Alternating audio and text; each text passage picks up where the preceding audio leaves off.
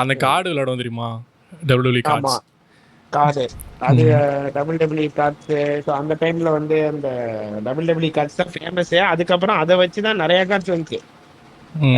Cricket இதெல்லாம் வரும். But ஆனா கிரிக்கெட் கிரிக்கெட் கூட அந்த அளவுக்கு இன்ட்ரெஸ்டிங்கா இருக்காது. WWE கார்ட்ஸ் தான் வெயிட்டா இருக்கு. அவ்வளோதான், பிக் ஷோ வந்துட்டான்னா அவ்வளோதான், முடிஞ்சிருச்சு. இந்த வெயிட் பிக்சர் வந்தாலே ஒரு கான்பிடன்ஸ் இருக்கும். அந்த கான்ஃபிடன்ஸ் இருக்கும், அந்த ஒரு முகத்தில் தெரியும். ஃபேஸ்ல வந்து ஒரு கம்பீரம். ஆப்போனன்ட் இருந்தான்னு வச்சுக்கோ, நானும் கண்ணில் ஒரு இப்ப என் திமிரு. தம்பி எல்லாம் விளையாடுறோம் அப்படின்னா ம். அவன் கண்ணுல ஒரு திமிரு, ஒரு பவர் ஒரு எல்லாம் பவர். தெரியும். அப்போ வந்து நம்மளே வந்து அப்படியே யோசிச்சு பார்ப்போம், என்ன என்ன கார்டரா வச்சிருக்கிறான், இவ்வளவு திமிரா பாக்குறான், இவ்வளவு திமிரா ரியாக்ஷன் கொடுக்குறான்.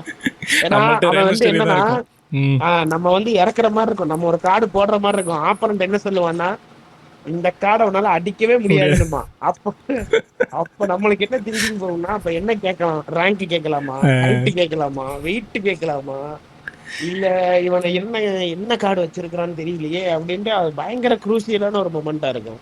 ஆமாம். இப்போ ரேங்க்னா ஜான்சினா, ஜான்சினா ஆமா, வந்துட்டான்னா அது ஒரு திமிரு. ஜான்சன். ஆமா, ஆ.